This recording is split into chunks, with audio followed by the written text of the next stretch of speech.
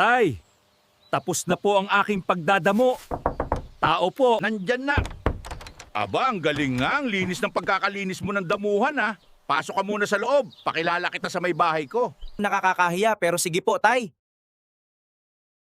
Hello, Iho, tara, pasok ka dito. Huwag kang mahiya sa amin. Maraming salamat po. Kahit na madumi ako, pinapasok niyo ako. Ano ka ba? Okay lang yan. Eto, Iho. May bagong damit dito. Pwede kang maligo dyan sa CR. Maraming salamat po sa inyo, tita, tito. Nanay, tatay na lang tawag mo sa amin, anak. Saan po banda yung CR nyo? Diretso ka, tas kakaliwa ka, nandun lang. Salamat po talaga, Nay-Tay. Mas maganda sana kung nabiyayaan tayo kahit isa. Pero hanggat nandito ka, masaya ako. Ang sarap tawagin ng nanay at tatay, no? Oo nga. Iba yung feelings. Grabe naman yung toilet nila, nanay at tatay. Mas mahal pa ng toilet nila kaysa sa bahay namin, ah. Paano kaya ito gamitin?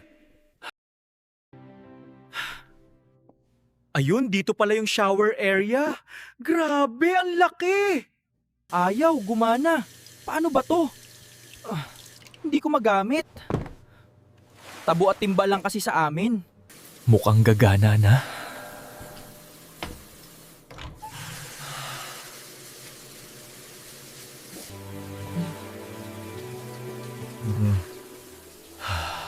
First time ko makaligo sa ganito.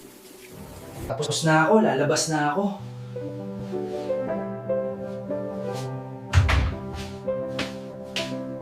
Ayos, ha? Preskong-presko ka na.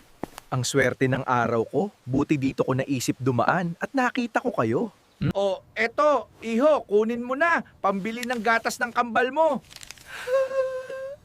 Napakalaki po niyan. Maraming salamat po, Tay-Nay. Grabe, napakalaking tulong na po nito sa akin. Walang anuman, Iho. Pinagtrabahuhan mo naman yan. Hindi naman namin binigay. Salamat sa tulong mo. Hindi mo yan nilimos, hindi mo yan hiningi, pinaghirapan mo yan, kaya tanggapin mo. Kapag makapal na uli ang damo, daan ka lang dito, ipatabas namin sa'yo. Alis na po ako, Nay-Tay.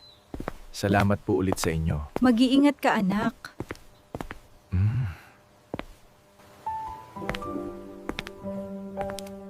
Napakasarap talagang tawaging tatay. Ikukwento ko sa aking asawa ang kabutihang loob ng mag-asawa na ito, kaya pala sila biniyayaan ng magandang buhay.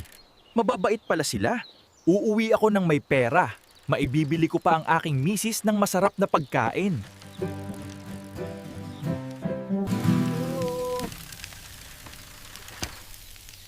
Magandang araw po. Magandang araw naman. Iho, ano sa'yo? Ano bibiliin mo? Magkano po ang isang pirasong inihaw na manok? 300 pesos, Iho. Mura na yan sa akin. Sa iba, nasa 400 to 500 ang isang buong manok. Dito ka lang makakabili ng ganyang halaga.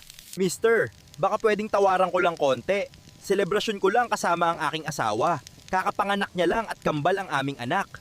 Wow, ang galing naman kuya. Congratulations sa inyong mag-asawa. Huwag mo nang bayaran yung manok, ako na magbabayad. Pakisabi sa asawa mo, congratulations. Ma'am, nakakahiya naman po. Kahit sana, makatawad lang po ako. Sige na Iho, wag ka na mahiya, kunin mo na ino-offer ni ma'am. Hindi ka naman nanghingi. Kusang loob niya binigay kasi natuwa siya sa'yo. Huwag ka na mahiya kuya. Natutuwa kasi ako kasi napakadalang lang ako makarinig ng may kambal na anak. Kaya kunin mo na. Pagpagpalain po kayo, kunin ko na po yung alok nyo. Ma'am, maraming salamat po. Kuya, thank you rin sa'yo, ma'am. Walang anuman kuya. Masaya kami para sa pamilya mo. Ingat ka. Alis na po ako.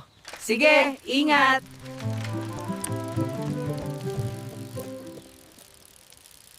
Nandyan na ako, mahal ko. May pasupresa akong inihaw na manok. Iba ngayong araw ang babait ng mga taong nakikita ko.